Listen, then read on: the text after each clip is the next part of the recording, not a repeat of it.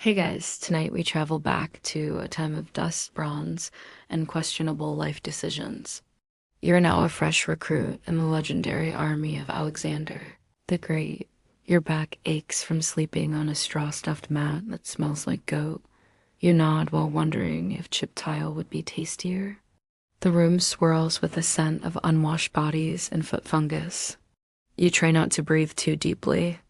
Some of the older soldiers rub olive oil on their arms, more out of habit than hygiene. A circle of soldiers is busy wrapping linen around their chests and tightening leather belts. You strap it on, but it pinches your left ear and blocks half your vision. You now look like a sad war mushroom. Nobody laughs. They're too busy trying to breathe. A guy next to you mutters that he used to be a potter. You wonder if potters got more sleep. A trainer holds a broken spear and uses it to gesture wildly at the group. Wait, was it shield left or right? You glance at the potter. He shrugs. One of them is snoring. Another is picking at a foot blister the size of a grape. Your stomach growls. Someone offers you dried figs. You accept, only to discover they are more seed than fruit. You jump to your feet, forgetting that you had removed one sandal. He looks like he hasn't smiled since birth. He eyes you suspiciously. You try to puff your chest out, but all you manage is a wheeze. He moves on. You exhale with relief. Someone behind you faints. No one helps. That's just morning. You hop awkwardly, trying to restrap it. Your helmet falls off. You step on it. It dents. The potter says you are cursed. You nod in agreement. You chew them anyway. Energy is energy. The trainer screams at both of you for being a disgrace to Macedonia. The taller one says they might face Persian war elephants. You hope that's a joke. No one laughs.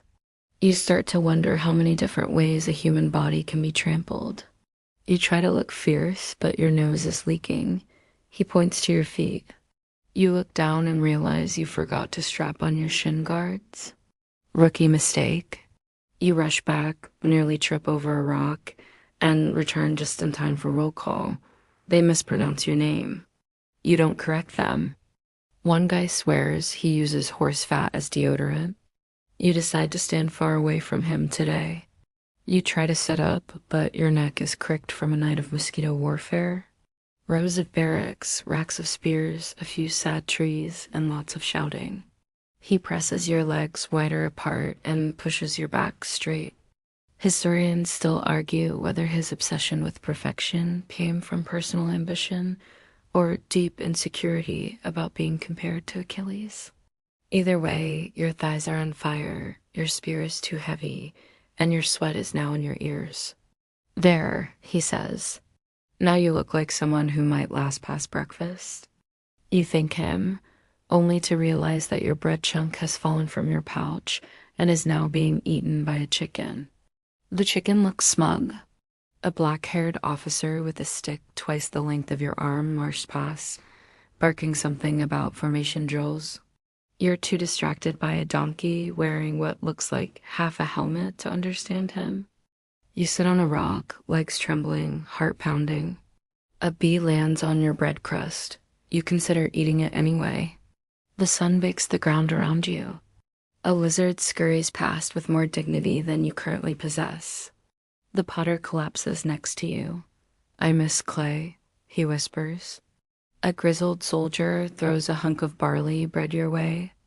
It's yesterday's, or the day before's, it's hard to tell.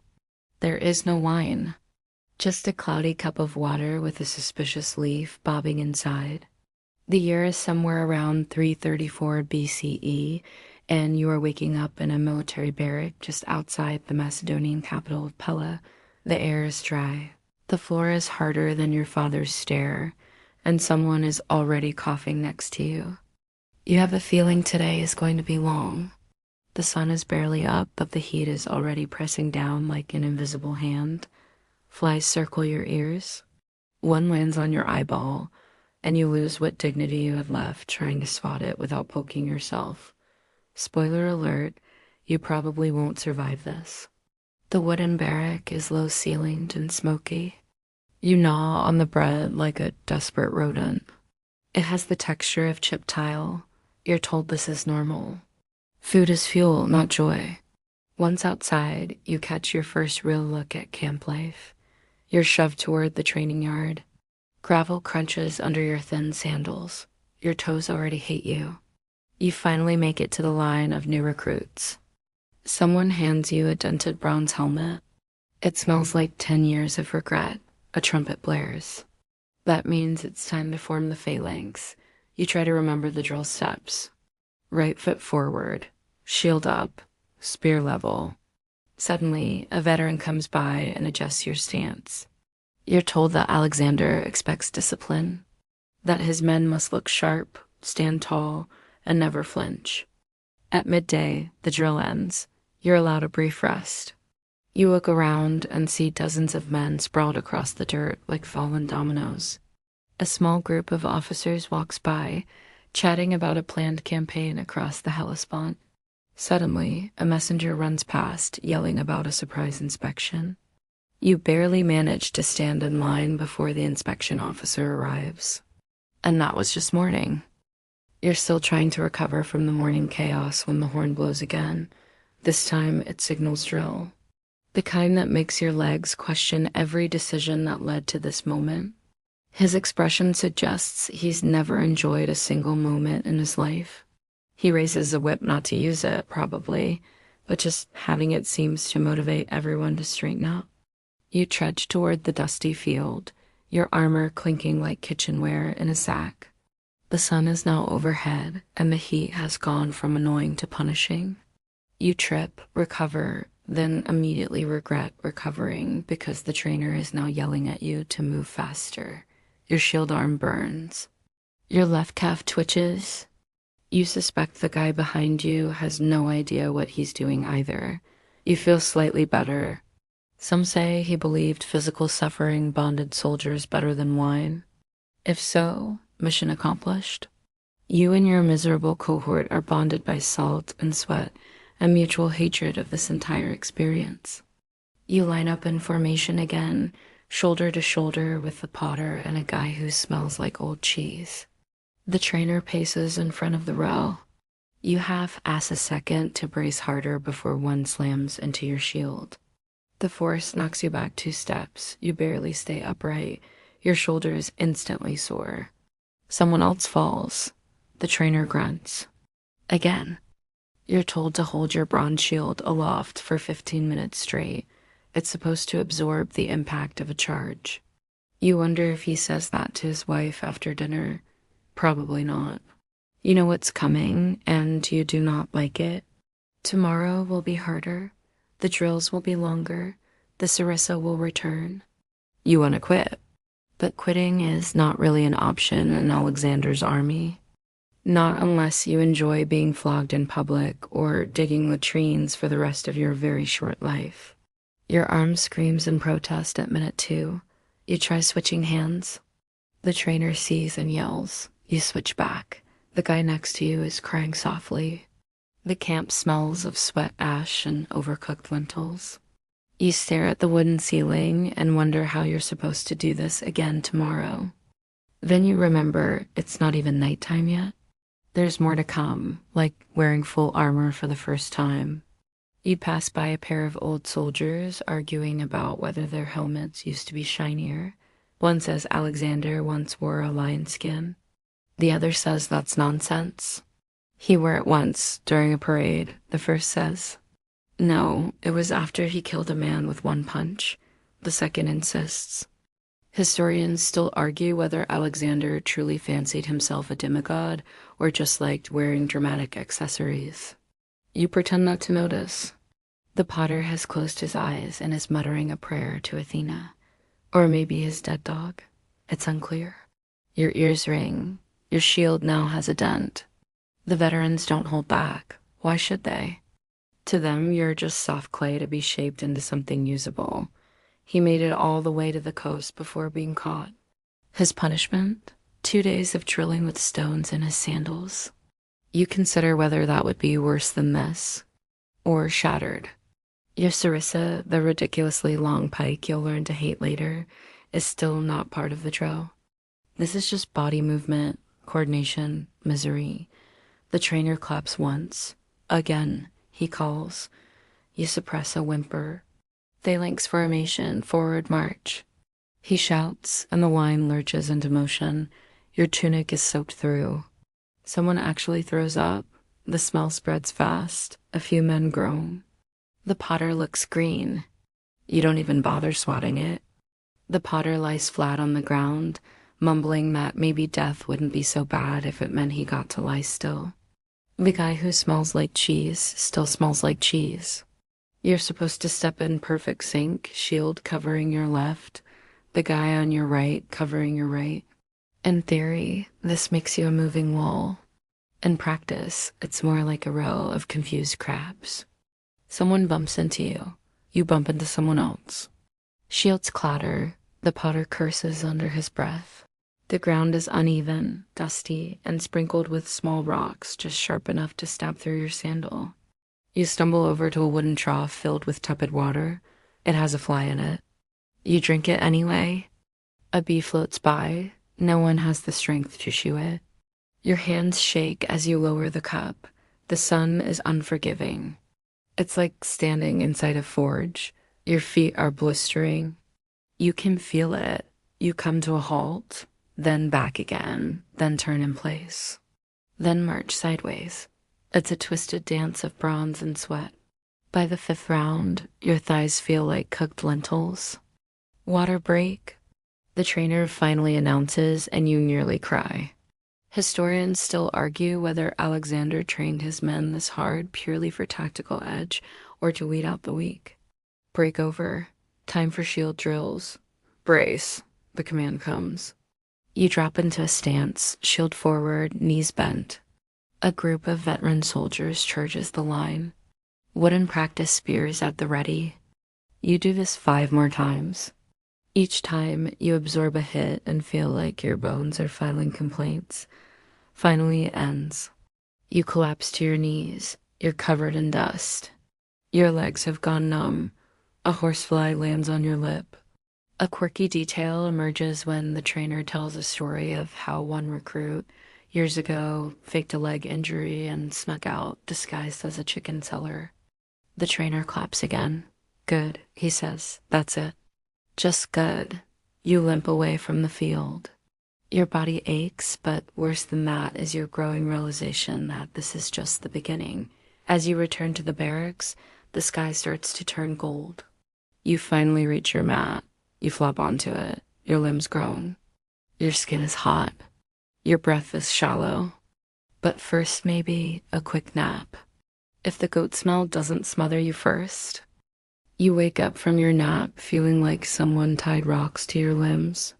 Your back is stiff, your arms feel like sacks of grain, and your legs have apparently filed a formal complaint. It's your gear. You look at the bronze cuirass, the greaves, and the helmet with a vague sense of doom. The cuirass is too tight across your chest. The greaves pinch your shins. The helmet smells like it's been worn by 20 other men who all had lice and personal regrets. The trumpet sounds again. This time, it's armor-fitting. You heard stories. None of them were good. A veteran throws a bundle at your feet. The next hour is a blur of squats, lifts, and drills, in armor, under the sun, while being screamed at by men who haven't smiled since the last eclipse. They called him Hobble. You laugh for 1 second before realizing your right sandal is digging into your foot so hard it's bleeding. You decide not to mention it. At one point, a guy in front of you drops his shield and tries to pretend it was an accident. No one buys it.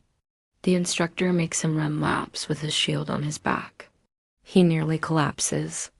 You're a mold. I am the fire. You will either harden or crumble. No one cheers. No one claps. A few recruits blink slowly. They look at you with mild pity. One of them offers you a fig. You take it. It tastes like dust and salvation. At one point, you consider sleeping in it just to avoid the hassle. But you know better. Sleep in armor and you wake up unable to move. Your skin smells like rust and smoke. You think about home for the first time in days. You remember your mother's soup. You would give anything for a spoonful, anything that isn't lentils. One guy might be asleep while standing. You envy him. You try to put it on by yourself. You fail. The potter helps you silently, as if resigned to this tragic ritual. They told me it would make me a man, he says. They didn't say it would also kill my feet. You close your eyes and hope the next day involves fewer helmets. You nod, then realize your neck is too stiff to nod properly. You grunt instead. Close enough? By the fourth, you stop trying to win and just focus on not dropping your weapon. By the fifth, you don't even flinch when the spear taps your ribs. Your body is too tired to care. Your brain is soup. Your soul has filed a vacation request. Your face is streaked with grime and sweat. A few older soldiers lean nearby, watching you all with amusement. One of them says, "First week's always like this, then it gets worse." You believe him too. This time, with full gear, you are slower, clumsier, and infinitely more miserable. You're told to jog, in this. It's like running with a kitchen strapped to your body. Some say the full kit was ceremonial. Others say he demanded it always be worn to maintain discipline. You don't care. You just want to take it off and lie in a river. Once fully dressed, you feel like a statue that's been buried in sand and regrets. He's taller, stronger, and clearly just as miserable. You're told to engage. Your shields bang. He pokes you with his blunt spear. You swing yours clumsily and nearly trip again. The instructor sighs. "This is why Persia thinks we're soft," he mutters. Every breath echoes inside the helmet. You try to lift your arm. Your elbow hits your own side. You try to walk. Your knees protest with a loud internal scream. The potter stumbles over you. You both fall. The instructor blows a whistle and starts shouting about shame and ancestors. You can't hear him. Your ears are full of your own breathing. You're lying on your back like an overturned beetle. You try to roll. You fail. The potter groans beside you. "I used to make beautiful vases," he whispers. You believe him. You're not alone. All the new recruits look like overcooked lobsters. The heat under the bronze is unbearable. Your sweat has nowhere to go. It just pools, slides, and stings your eyes. The veteran in charge tells you to get used to it. "If you're lucky, you'll wear this for the next 10 years, he says. You do not feel lucky. You waddle out into the open field. The sun reflects off dozens of helmets, turning the space into a glimmering oven. You line up again. You make it halfway across the field before your foot catches on a rock and you stumble. You're pulled to your feet and shoved back in line. You're given a break. You rip your helmet off and gulp air like it's a luxury. Your hair is soaked. There is a story going around about a guy who once got his foot stuck in his own greave and had to march that way for a week. Historians still argue whether Alexander's soldiers really marched in full armor across Asia or if they lightened their gear for longer treks. Another round begins, this time mock combat. You square off with another recruit. You're rotated through 5 opponents. Each one hits harder. As the session ends, the instructor gathers everyone and says, "You are not men yet." As you shuffle back to the tents, your armor clanking with every painful step, you pass a group of cavalrymen polishing their saddles. Inside the tent, you sit down and begin unstrapping the gear. It takes forever. Your fingers are stiff, your wrists ache. The potter is already on his mat, staring at the ceiling. You lie down and feel the bruises blooming on your shoulders and hips. Then the wind picks up, the tent flap snaps, dust blows in. You don't even react. You're too tired to care. Spoiler, it won't. Morning comes with a fist to the ribs, literally. Someone kicks you awake and mutters something about being late. You sit up dizzy, your mouth dry, and your muscles buzzing with pain. Outside, the camp is already alive. Trumpets, hooves, yelling. Something catches fire. This, you're told, is a sarissa. a 6-meter monster of polished wood with a vicious metal tip. You try to lift it vertical, and it immediately tips backward. The guy behind you yelps as it swings into his helmet. The instructor sighs long and hard. "One day, this will be your best friend," he says, "but right now, it's trying to kill you." Alexander's favorite battlefield trick. Your arms ache just looking at it. You blink slowly, wondering if you're still dreaming.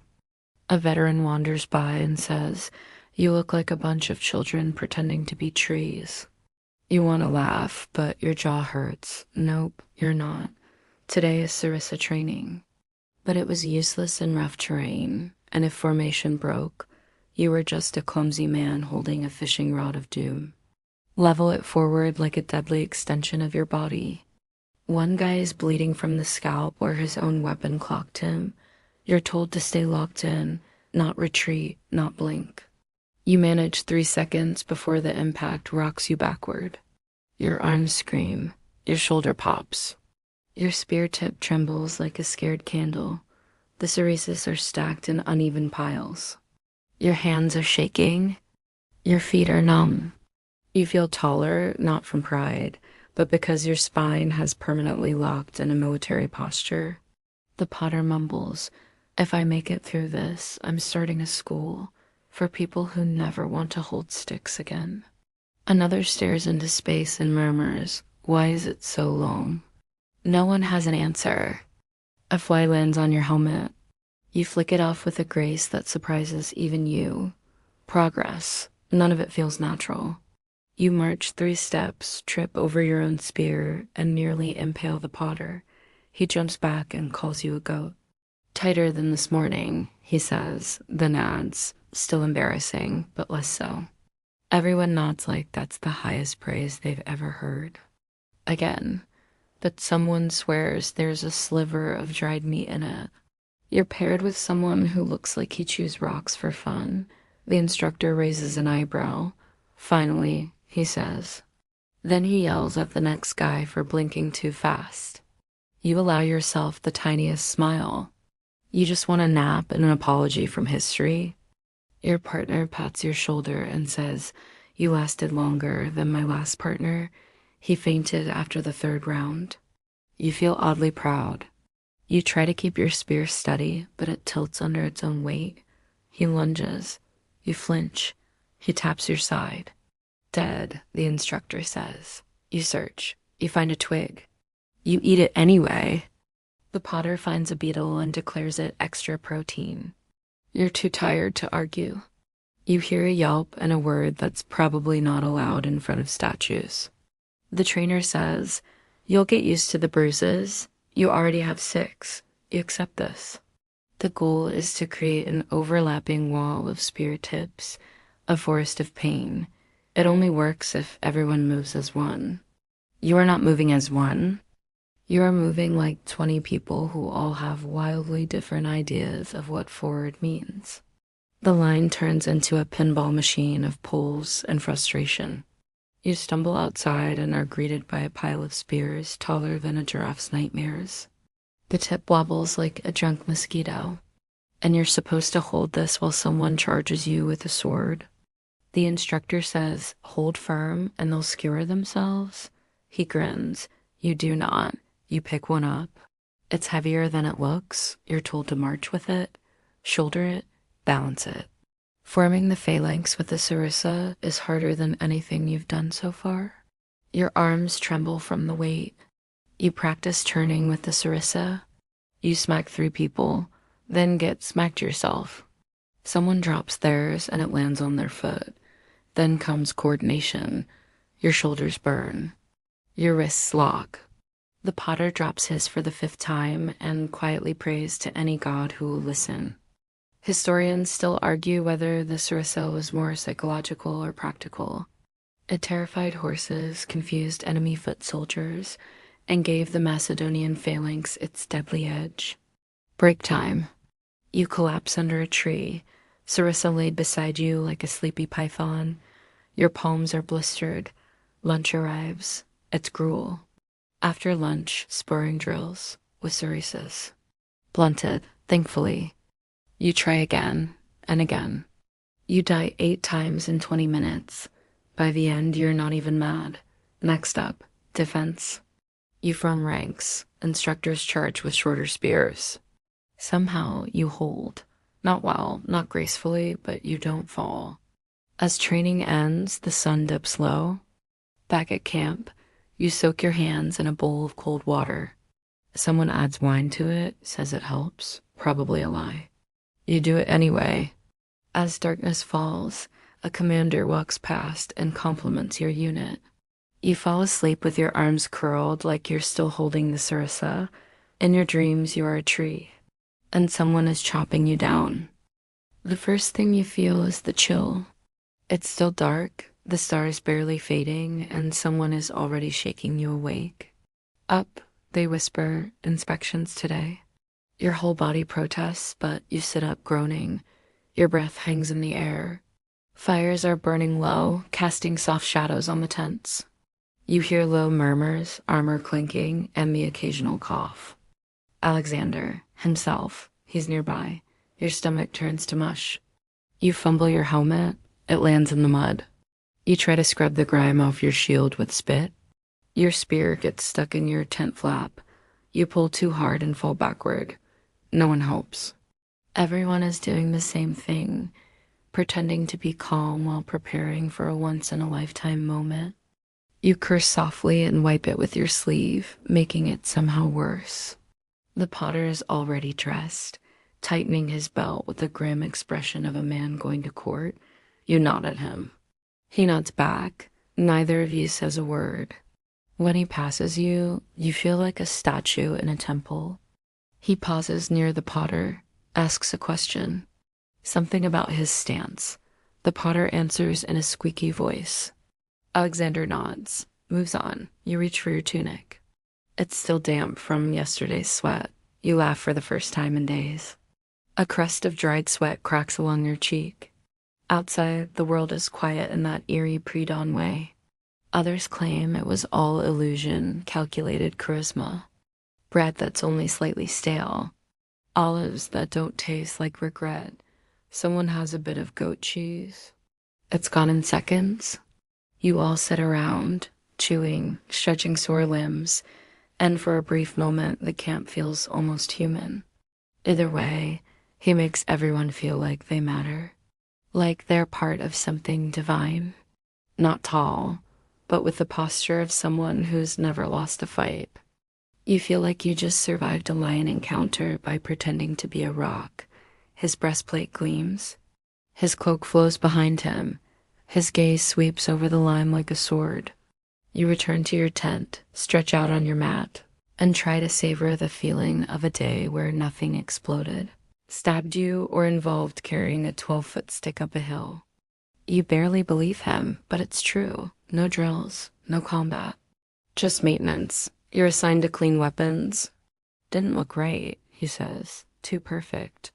Like a god, but also tired. You nod. You understand now. Up close, Alexander's eyes didn't look invincible. They looked heavy. If you don't move, maybe you'll vanish. For the first time, the cereses don't look like punishment sticks. Then Hora Alexander reappears, turning toward the noise.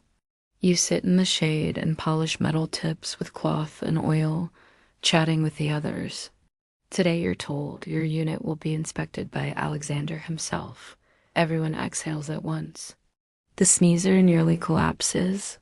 You freeze halfway through strapping your greave. What? You say. The veteran repeats it. The king. You're lined up perfectly in formation, trying not to shift your weight even though your left foot has gone numb. Then you hear the hoofbeats. The next hour is a flurry of frantic polishing, adjusting, and silent panic. The sun rises slowly, orange and gold, and the camp falls into a hush. Alexander approaches. At first, all you see is horse. A magnificent black stallion with eyes sharper than yours. Then the man himself, young, confident. You try not to blink. You try not to breathe. He stops a few paces away. You can feel his eyes on you. Your shield slips half an inch. You adjust it and hope he didn't notice. He speaks to the commander. His voice is calm, precise, strangely soft for someone who has conquered half the known world. Then he walks down the line. Slowly, each step feels like thunder. You don't even realize you've been holding your breath until he's gone. Historians still debate whether Alexander truly knew all his soldiers by name or if it was clever theater. Some say he could remember hundreds of faces. After the inspection, the tension lifts like fog. Everyone starts breathing again. One guy nearly faints. Another starts singing, badly. The commander announces a day of light duty and celebration.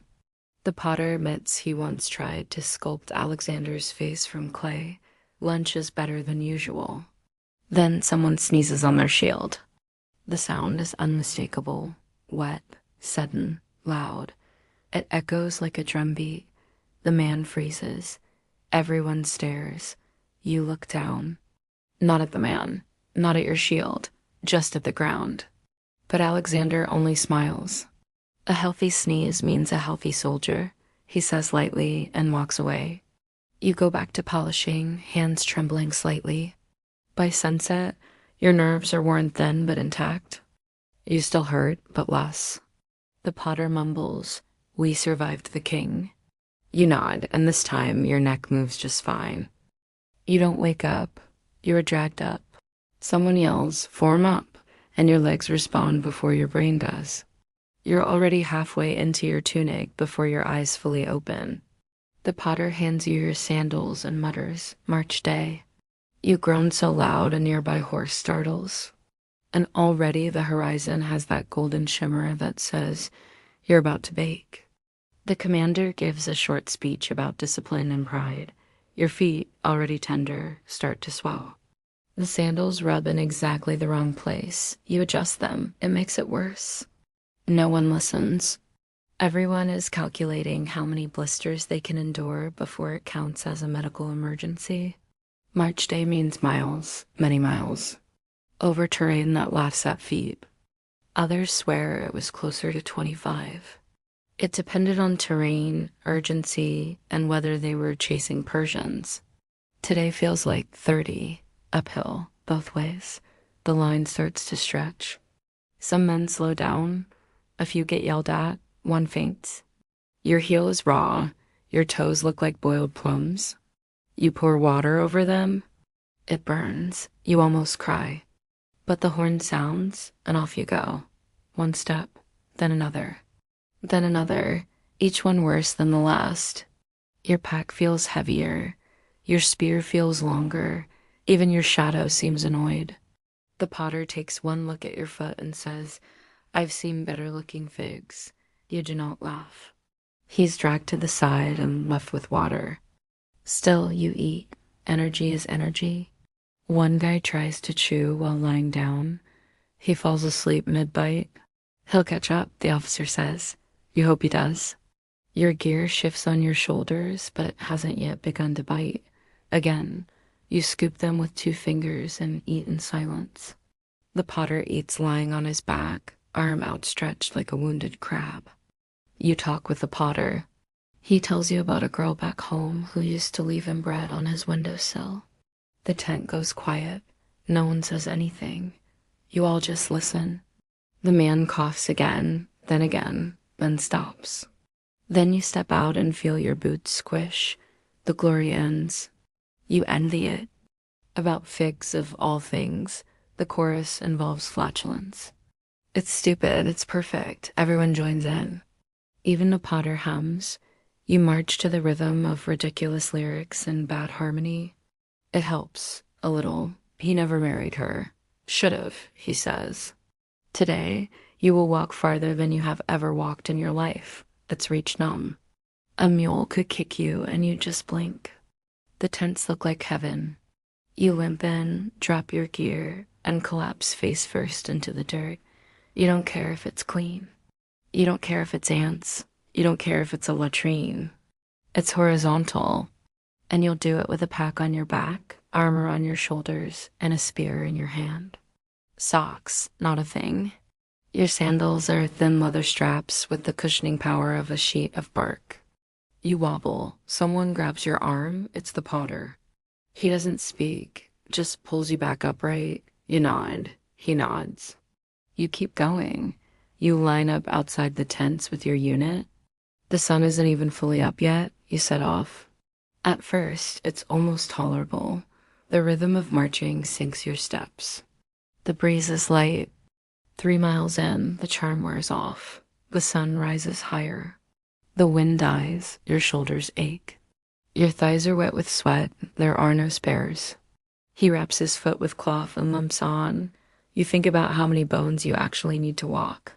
Fewer than expected, apparently. 5 miles. You step in a puddle and soak your right foot. Now you have mud grinding against skin. Your leg cramps. You switch your spear to the other side. That arm cramps too. The potter stops talking. 7 miles. You cross a rocky slope. Every step is a stab. Someone twists an ankle. Another tears a sandal. Historians still argue how far Alexander's men marched each day. Some say 15 miles. By noon, you stop for water, just water, no food yet. You sit on a stone and remove your sandal. Lunch is hard bread and dried onions. The bread tastes like wood. The onions taste like punishment. Then comes the worst part, starting again. Your legs don't want to move.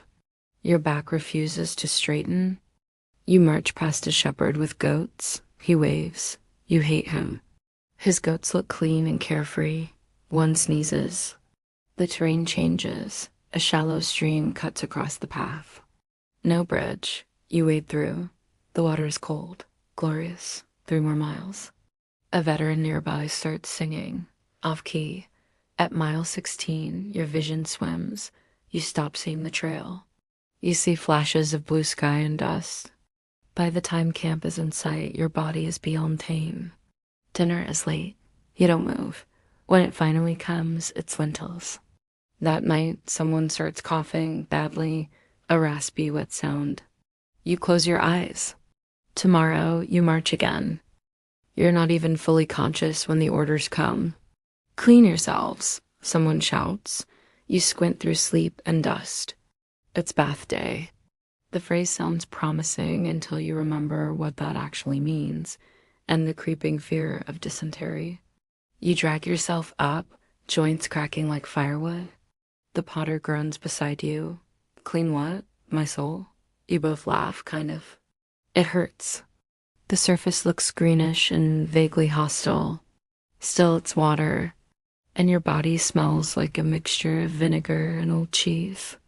You strip off your tunic, wincing as it peels away from sunburned skin. Bathing in Alexander's army is not a luxury. It's a logistical nightmare involving rivers, mud, biting creatures. Someone nearby swears they saw a fish the size of a spearhead. Dirt and sweat swirl around you in cloudy halos. You come up coughing but smiling. For every moment of comfort, a countermeasure of suffering. You are given a wooden shovel, a cloth to tie over your face, and a stern warning note to vomit. You fail that warning 5 minutes in. Then you notice the man beside you is brushing his teeth with a twig. You suddenly feel judged. The potter gags beside you. At one point, someone finds a beetle the size of a walnut. It is immediately named General Dungus. You beat your tunic against a flat stone, watching dust puff out in angry little clouds.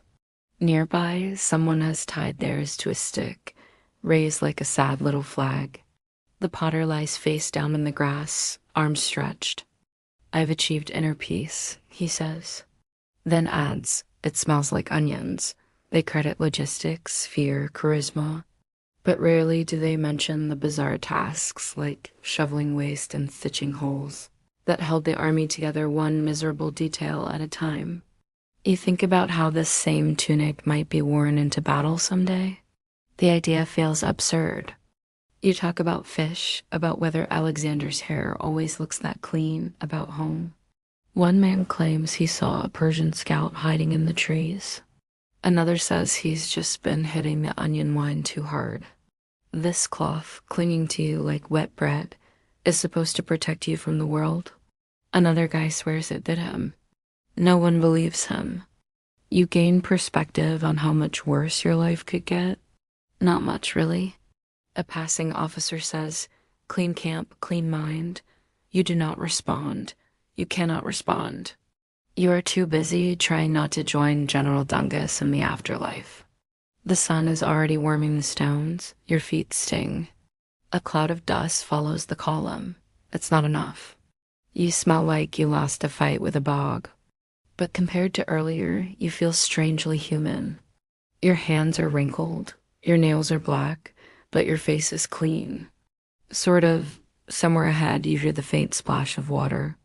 Your bowl is the lid of someone's helmet. The man insists it's sanitary. You believe him only because you're starving. You stitch canvas with thick twine while balancing on one knee. Your fingers blister. The canvas keeps flapping. You curse the wind.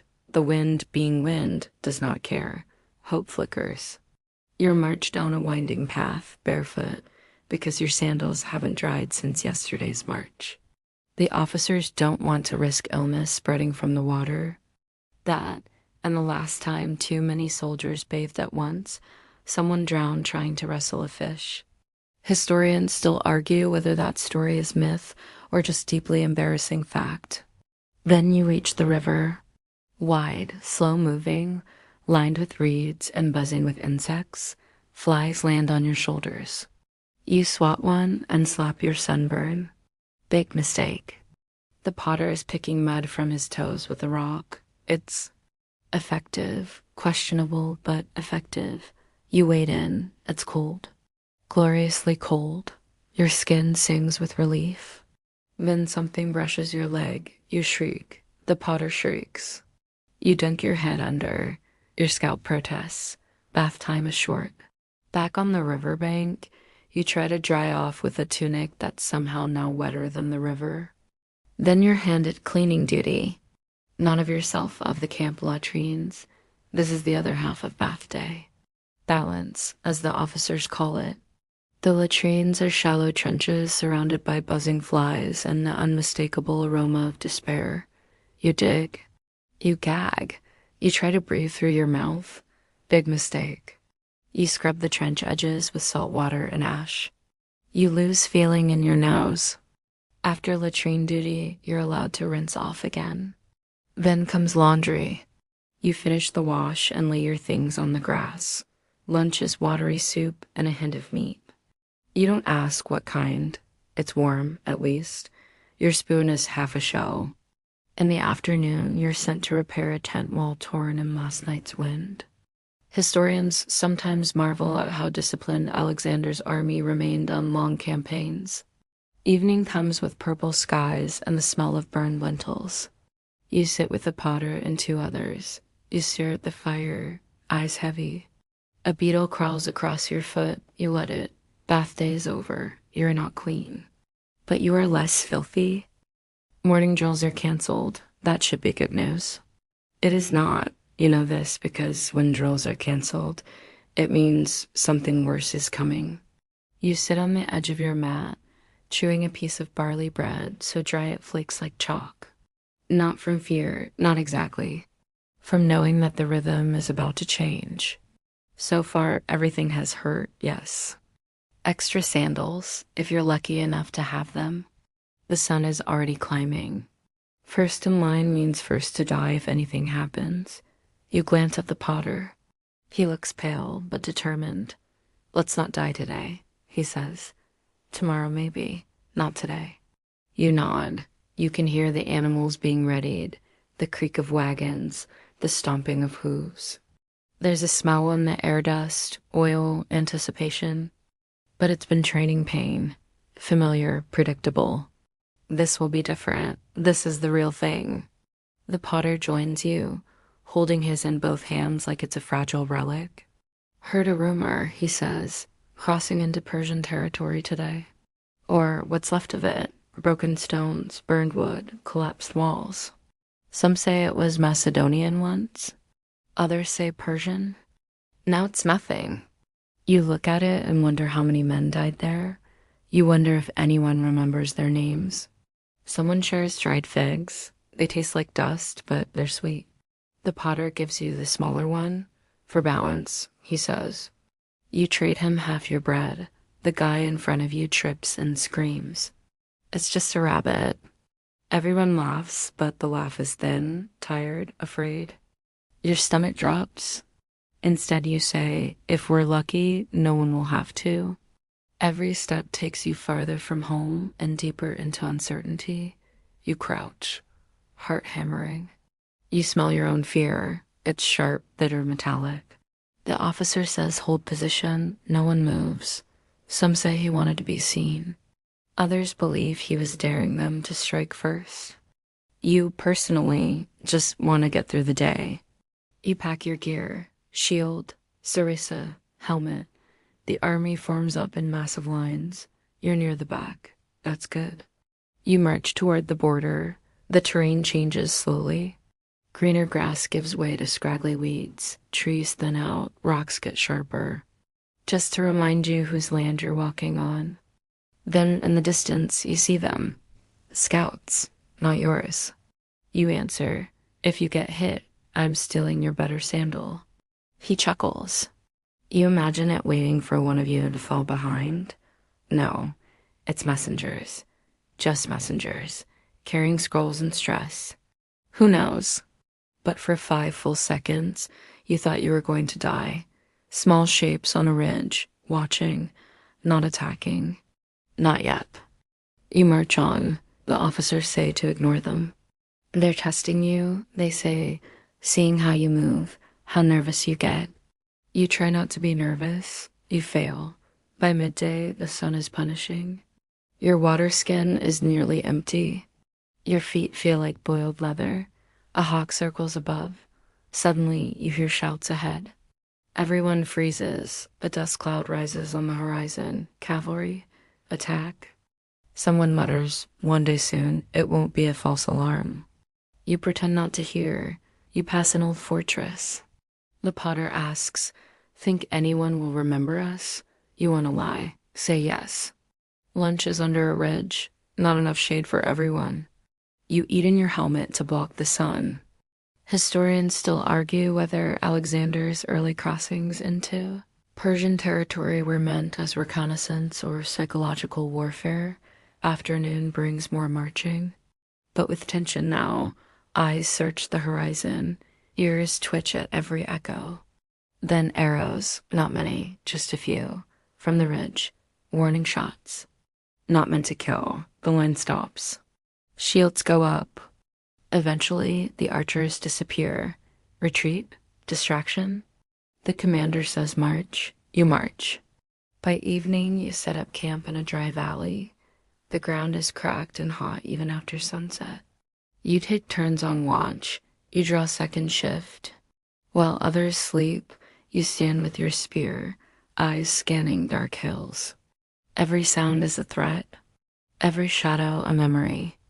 The potter whispers from nearby, if I get hit, don't try to be a hero. Later, you see something move in the dark. You grip your weapon, it's nothing. Or it's something that changed its mind. The stars overhead are unfamiliar. You think about how far you are from Pella, from your mother's voice, from anything that made sense. You tighten your grip on the spear and wait for dawn. You don't sleep much. No one does. The wind howls through the valley, carrying distant sounds that may or may not be footsteps. Your eyes stay open long after your watch ends. You stare at the tent ceiling, listening to your heartbeat and the occasional rustle outside. No attack comes, just dawn. You rise with a skull full of sand. Your body is slow to obey, but the air has changed. Officers speak in short commands. Horses are groomed, spears are counted, and armor is polished with a desperation that feels personal. It's coming soon. Every joint stiff, every step a whisper of protest. Bread, olives, a sliver of something smoked. You don't ask what. You're too focused on remembering how to breathe. The potter blinks at you with red-rimmed eyes. Still alive? He asks. You nod. Barely. You run formations until your brain goes blank, and your limbs act on muscle memory alone. Right turn. Forward thrust. Hold. Brace. Again. Again. Today's battle prep. You're not told what day, what hour, or even what formation yet. Your nerves are taut. You feel each heartbeat in your fingers. Your mouth is dry, but you don't want to waste your water. You eat standing up. But everyone knows that once the chaos starts, plans are just stories you tell before the screaming begins. Massive, gray, lumbering beasts with armor plates on their heads and painted symbols on their flanks. You want time to stretch, to hold back the moment. No laughter, just oiling your armor in silence. Just whispering to the gods you may or may not believe in. Just trying to remember your training through the fog of fear. Rough terrain. Narrow valley, limited visibility. The enemy holds the higher ground. You don't like that? No one does, but they are very real and very deadly. You listen to men whispering to themselves. Some pray. Some write names in the dirt. Some cry as quietly as they can. Some say they were psychological weapons more than physical ones.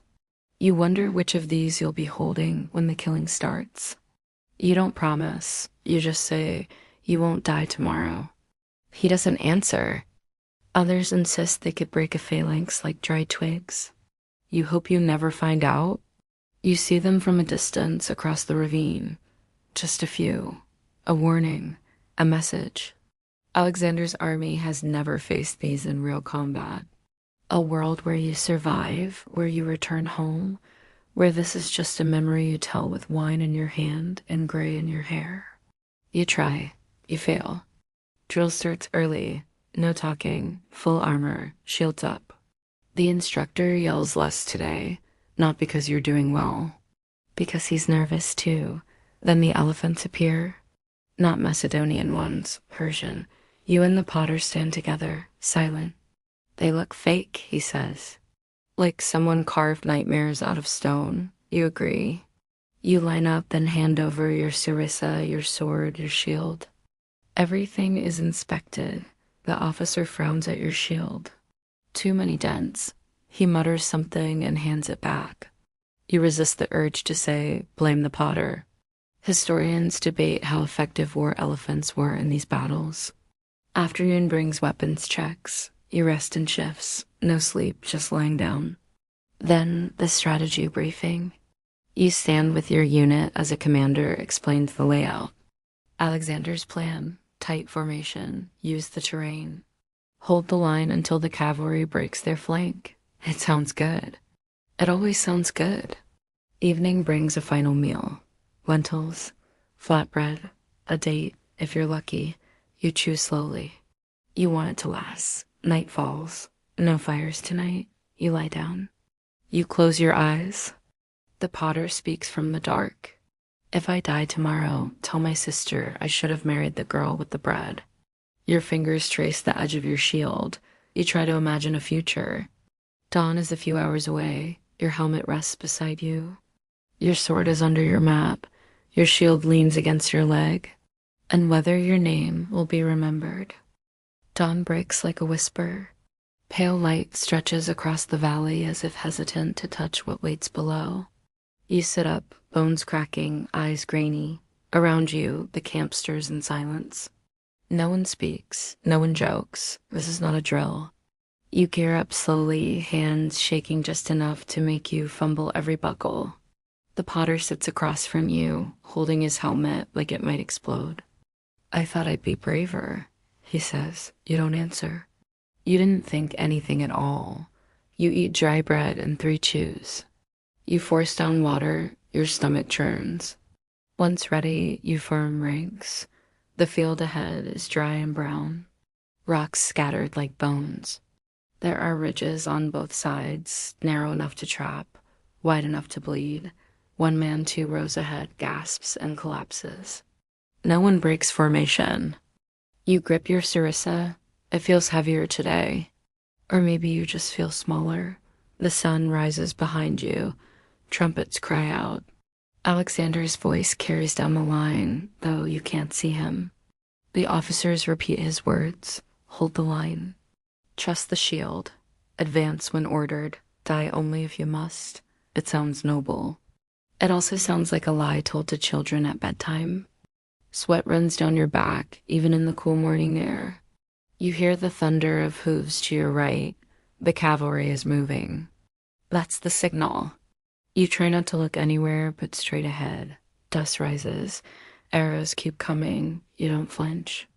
You've forgotten how. You march. Step by step, the phalanx moves. Shields interlock. Spears tilt forward. Your breathing becomes shallow.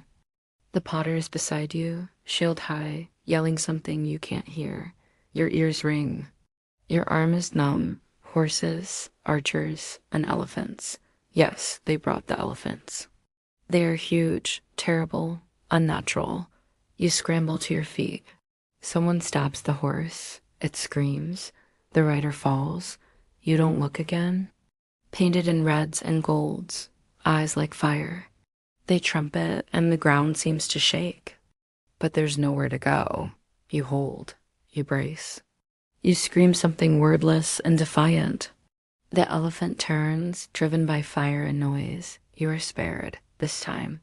Then, the first arrows. Blood is everywhere.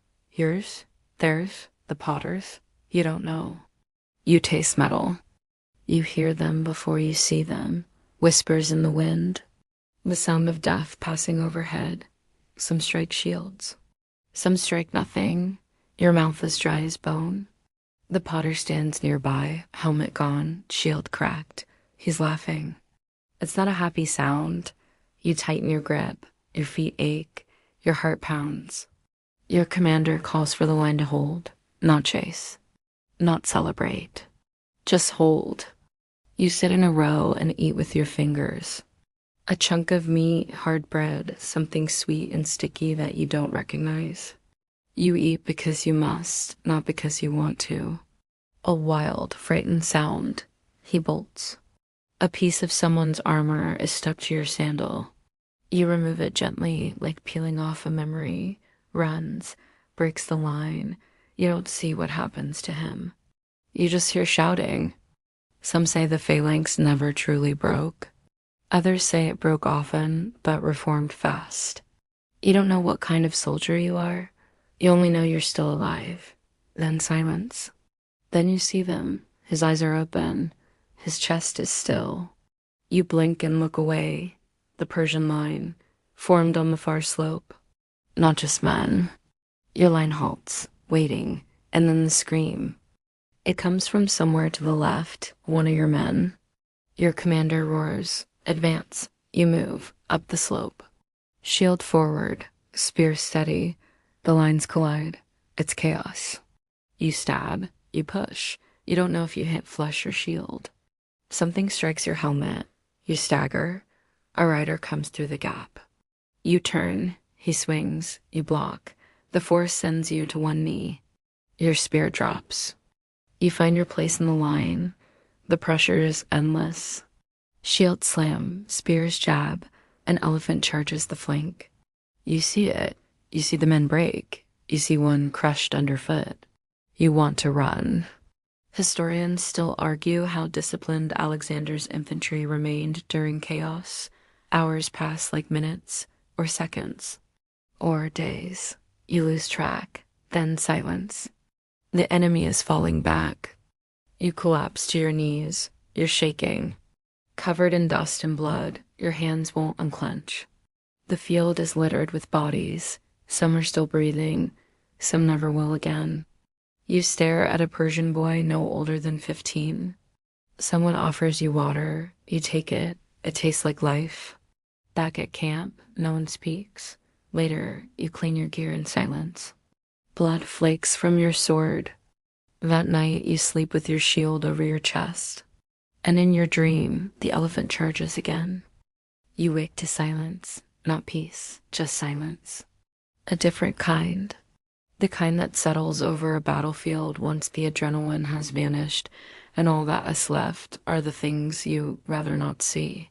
The sun is already up when you sit up and rub the dried blood from your face. Some of it is yours. Some of it isn't. No one blows a horn. no one shouts orders. Today is the aftermath. Every bruise from yesterday has aged into a fresh misery. You step outside the tent and see the field. It's still red in places, still full of noise, though no one is speaking. Just the sound of flies, the occasional moan, the whisper of feet dragging a body. You stand, legs trembling. He's staring into nothing. You sit next to him. Neither of you speaks. The potter is sitting beside a heap of broken shields. The sun is already hot. The ground is dry, cracked, resistant. Every time you lift a shovel full of dirt, your back reminds you it hates you. The gods got their offering yesterday. Today's just cleanup. Your first job is burial. You're handed a short spade and told to dig. Some aren't wrapped at all. You try not to look at faces. You fail. One of them looks like the boy from yesterday. His eyes are closed now. That's something. The pit grows slowly. You wipe them clean, oil them, stack them. You wonder who he was. You wonder who waited for him. You wonder if they'll ever know. Occasionally, a name is carved into the hilt. You read one aloud. The potter looks up. Never met him, he says. Then goes back to sharpening. The bodies are brought in, wrapped in whatever fabric can be found, tents, spare cloaks, old shirts. You cover him with a thin layer of dirt and keep digging. Your body eats because it remembers what hunger is supposed to feel like. The ones closest to the fight, ash and fabric and wood. One collapsed with a soldier still inside. You find part of a sandal. That's all. Your hands are too filthy to touch your face. You don't care. No one's writing poems about him. No ceremony. Just labor. The officers say prayers will come later, when there's time, when it's safe, but everyone knows that's not true. Until your mind drifts somewhere far away, where there are no flies, no stench, no broken ribs under canvas. You dig until your hands blister, until your arms go numb. The potter helps, silently. He no longer makes jokes. They rarely describe what happens when the swords are sheathed. When the men return to camp and sit in blood-soaked boots, too numb to even unbuckle their armor, you think it came from neither. You think it came from people like you, people who kept walking, kept fighting, kept burying the ones who couldn't. At midday, you're allowed a break. You eat in the shade, too tired to chew, a crust of bread, some water. A commander walks by. He's missing 2 fingers. He doesn't mention it. Historians often skip this part, the aftermath. They write about the tactics, the heroism, the glorious victories. You close your eyes. After lunch, you clean weapons. Not yours, theirs. Swords pulled from fallen hands, some chipped, some bent. You find a blade with strange symbols, Persian script. You trace the letters with your thumb. Later, you help tear down the burned tents. The officers say the victory was clean. You saw it. It wasn't. Evening falls. The sun softens. The air cools. You eat lentils again. You chew slowly, without tasting them. The potter finally speaks. I thought I'd feel proud. You say nothing, he continues, but all I feel is sore and scared. And smaller than yesterday. You nod. You're still breathing. He shrugs. So is the donkey. You both laugh, just a little. Night comes. No watch tonight. You've earned rest. That's what they say. You lie down. Your back aches. Your shoulders feel like stone. But you don't sleep. You see faces, not in dreams, just behind your eyelids. Faces of boys who look surprised. Men who didn't look afraid until the very end. A horse that fell mid-charge. A hand reaching out that no one grabbed. Historians still argue whether Alexander's greatness came from military genius or the loyalty he inspired in others. You breathe. You whisper a name, one you read on a sword earlier. You don't know him, but it feels wrong not to say it. You whisper another, this one you did know. And then slowly, finally, sleep finds you. Your body aches in new ways when you rise, not from battle, from digging, from dragging, from being human in a world that wants you steel. You stretch, if you can call it that. More of a groan paired with a shrug. The potter doesn't even try. He just throws his cloak over his shoulders and limps toward the formation grounds. Today you've been selected for siege duty. A walled one, tall, confident, quiet. Its defenders are watching, not attacking, just watching. Out here, it means building, carrying, climbing, sweating, dodging arrows, and possibly getting crushed by a stone the size of your bed. You don't cheer. But the engineers don't lift wood. That's your job. Siege duty sounds exciting when you're still at home carving wooden swords and imagining glory. Your unit marched to the base of a hill. Atop it stands a city. Your orders: build a siege tower. It's for fire protection. You tie it around the frame. It flaps in the wind like a dead sail. You pretend it's reassuring. You've never built one. No one has. That's what the engineers are for. Some argue they were too fragile. Others claim they were brilliantly efficient. You just know this one sways when the wind picks up. A catapult. The rock lands 3 meters away. A man doesn't move fast enough. He doesn't move again, so you lift. A man from Thrace does, and screams so loud the Persians probably think you're attacking early. You step in a bucket of pitch and your foot smells like it'll never recover. The potter offers to trade boots. You both laugh and don't. Logs, ropes, planks, nails the size of your fingers. Everything smells like pine tar and tension. The heat climbs fast and the flies return.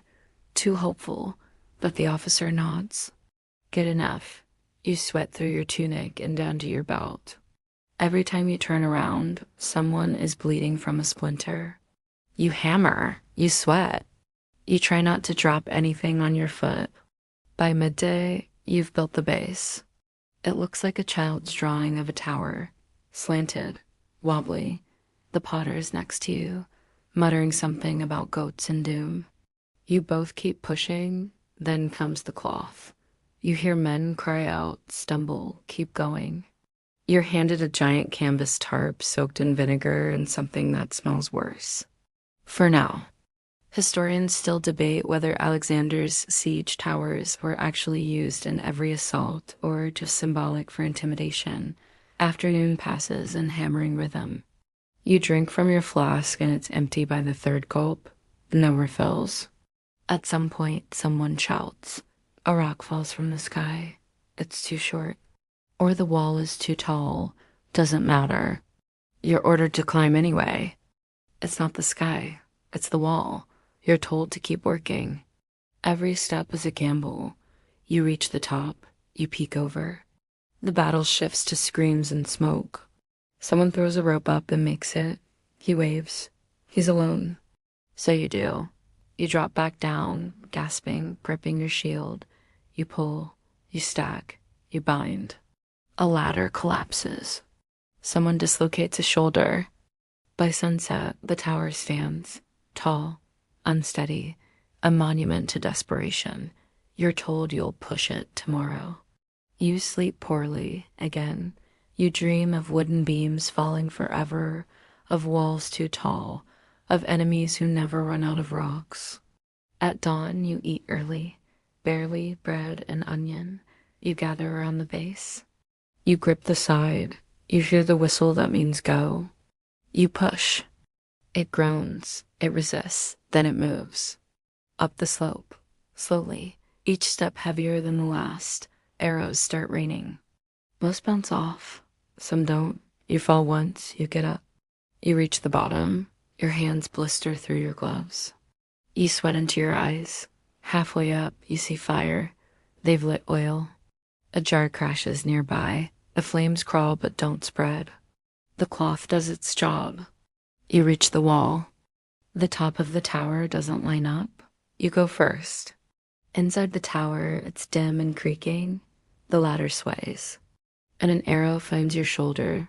Not deep, not deadly, but it burns. Next, someone says. You rest, bleeding, watching as others climb and fall, climb and swing, climb and vanish. The tower groans again. Someone yells to fall back, not retreat, just regroup. That's what they say. You stagger down the hill, shield dragging, boots sticky.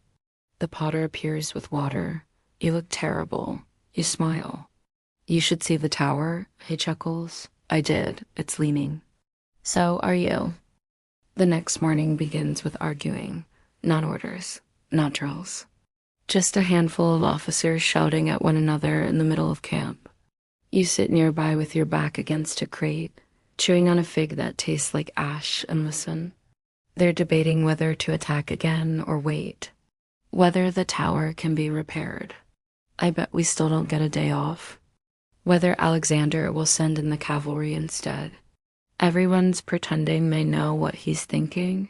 No one does. You glance at the potter. Any bets? He shakes his head. You don't. More wood, more tar, more ropes. You lose count of how many times you step in pitch. You've accepted that your feet will never smell normal again. One of them is new to your unit. He doesn't talk much, just stares into the flames and mutters something about a dream where the ground opened and swallowed the whole army. Supposedly, every man who's worn it died within a week. It's currently sitting unclaimed in the supply tent. You all laugh, but not for long. Another claims the king was laughing at a Persian general's dying words. Some say it was gold. Others say it was charisma. You think it was survival. Nothing more, nothing less. A third insists Alexander hasn't slept in 3 days. The truth is, no one knows. But gossip fills the silence better than prayer. Instead, the day is spent reinforcing the tower and clearing debris. He's tied to a post and left there for hours. You pass by him on your way to get water. His face is pale. His lips cracked. The air smells like burnt wood and vinegar. Every step feels like walking through mud. Even though the ground is dry, you wonder if he was actually guilty or just hungry. Around midday, someone gets caught stealing rations. His mouth parted like he was about to speak, but forgot how. They check, nod, cover him with a cloak. No ceremony. Just routine. That night, the rumors start. One soldier swears he saw Alexander crying after the battle. You sit near a fire, the first in days, sharing stale bread with men who smell like exhaustion. Cheery guy, the potter says. He'll fit right in. As the fire pops, someone tells a story about a cursed helmet. Because deep down, everyone remembers the man who wore it last. You sleep uneasily again, not because of the story, because of the silence that follows. Even the potter doesn't try to crack a joke. The mood has shifted, not because of fear, because of familiarity. Historians still argue whether morale among Alexander's troops was sustained by fear, loyalty, or belief in destiny. Another claims he threw a wine cup at a map and yelled, "Babylon or nothing." Or maybe you've just forgotten what it feels like to be well. The next morning, you wake with a sore throat and a pounding head. Your hands shake. The potter notices. Drink, he says, handing you a cup. The water tastes off. You don't mention it. Instead, you help restock the tower with new arrows and replacement shields. Then it happens. Your neighbor from the next tent doesn't wake up. You shake him once, twice, nothing. His skin is clammy. His eyes are half open. A medic is called. You step outside. Sit on a crate. Stare at the dirt. This is the first death that doesn't come with screaming or swords or blood. It just is. You stay quiet the rest of the day. Death is becoming a part of the rhythm. You clean the weapons again, fold the cloaks, stir the stew. Your hands work even when your mind doesn't. By nightfall, your fever breaks. You think. That evening, there's another round of gossip. Someone says Alexander spoke directly to a foot soldier today. Others say he visited the tower and said, "Make it taller." You all laugh. You laugh because you need to. Because crying takes too long. And sleep still doesn't come easy. You are starting to forget what day it is. Maybe it's day 10, maybe 12. The sun always rises. The orders always come. The bruises never quite fade before new ones take their place. Today your name is called for scouting. You'd prefer another day of carrying wood, but orders are orders. You join a small team. 5 men, light armor, quiet feet. One of them carries a sling, another a bow. You've got your sword and your shield, though they tell you to keep it low. If you see any goats, ask them how to live forever. Easy enough, assuming you have the stealth of a shadow and the luck of a ghost. Your mission: approach the outer wall from a different angle. Map terrain, count sentries. Avoid being seen. You nod. The potter watches you go. You smirk and move out. The land is dry and cracked. Little shrubs cling to life in patches of rock. A hawk circles above, the only witness to your mission. You step over a half-buried skeleton, ribs rising from the dirt like fingers reaching up. No one speaks. Every word is a risk. You make it to a ridge overlooking the city. The wall looks taller from here. The guards below are pacing in predictable loops. A supply cart enters the gate. You count 4 oxen, 2 drivers, a child perched on the side with a stick in his mouth. A section where the bricks look newer, the mortar less weathered. Someone whispers, repairs, could mean a breach. He's the only one who looks up. You drop low. Your heart pounds so hard your ribs feel bruised. The child looks away. Arrows fly, though wildly. You duck behind a boulder. One hits the dirt beside your hand. Another skips off your boot. One man stumbles. He limps behind, gripping his thigh. You turn. So does another. You grab his arm, drag. He grits his teeth and keeps going. No alarm. You suspect it's the second. No one trained you for this. You just kept your eyes open. Everyone pants. One man throws up. The limper bites down on a strap while someone binds his leg. You exhale. Historians argue whether Alexander's scouts were trained, professionals, or just whichever soldiers looked the least likely to trip over their own swords. They jot it down. You note a weak point in the wall. You nod. Could also mean a trap. You fall back slowly. You wonder what the child on the cart is doing right now. Eating dinner, sleeping, wondering if he almost saw ghosts on the hill. But not quietly. A rock slips under someone's foot. It clatters. A horn sounds in the distance. Repairs finished. Rope reinforced, new ladder built, another attempt. Run, you do. Down the ridge, over the brush, back across the skeleton. You hear shouting behind you, but no pursuit, not yet. You cross a small ravine and drop into it, hidden by rocks. No deaths. You call that a success. Back at camp, your report is brief.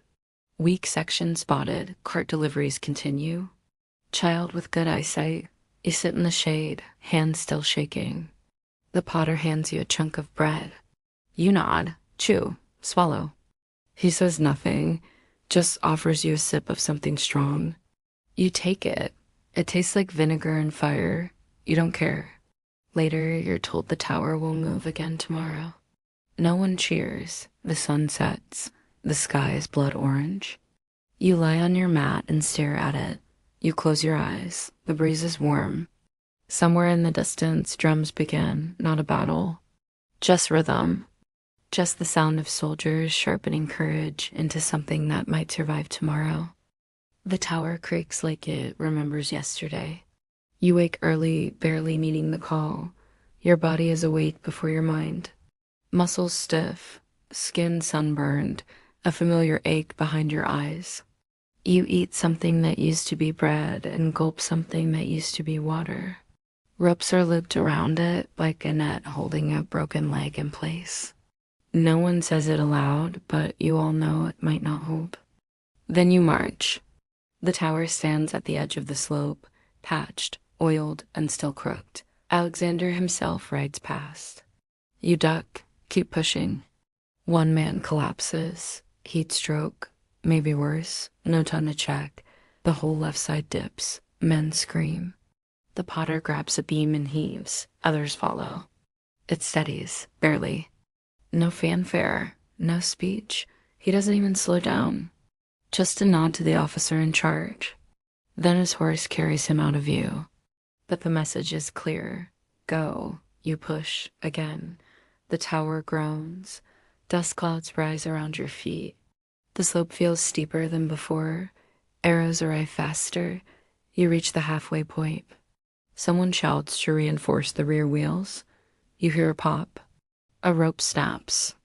You keep moving closer. At the top, a gust of wind makes the canvas shudder. You brace, peek over the edge. Archers climb and start returning fire. A javelin clatters nearby.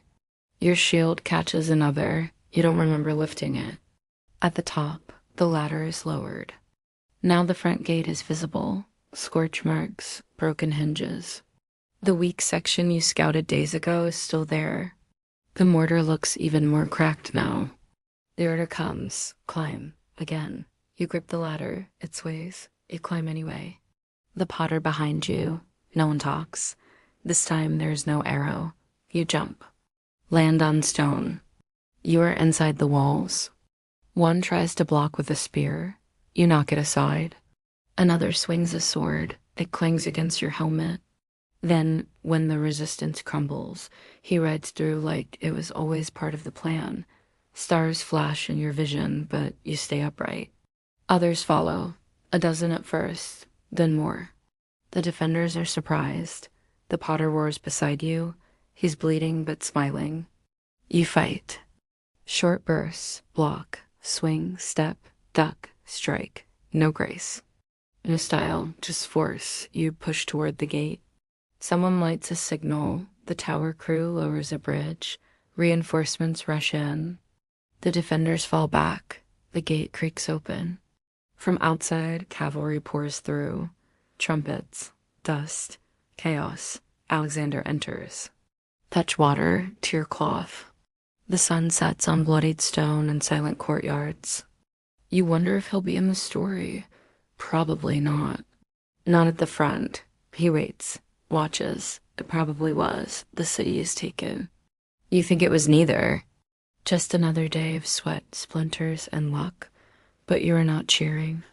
They look like someone else's. Calloused, burned, blood under the nails. You flex them once, twice. Still yours. You are kneeling beside the potter. He is breathing. Barely. A wound at his side. Deep. Ugly. You press your hands against it. He smiles anyway. We made it. You nod. You're not dying. I might be. You're not. He closes his eyes. Doesn't argue. Later, in the city square, a makeshift infirmary is set up. You help carry the injured. A scribe walks past, writing, already crafting a story of triumph. You glance at the potter. He's sleeping now. Breathing slow. Historians debate whether this siege was one of Alexander's greatest tests of patience or another demonstration of his genius. Night falls. The fires are controlled. The city is quiet.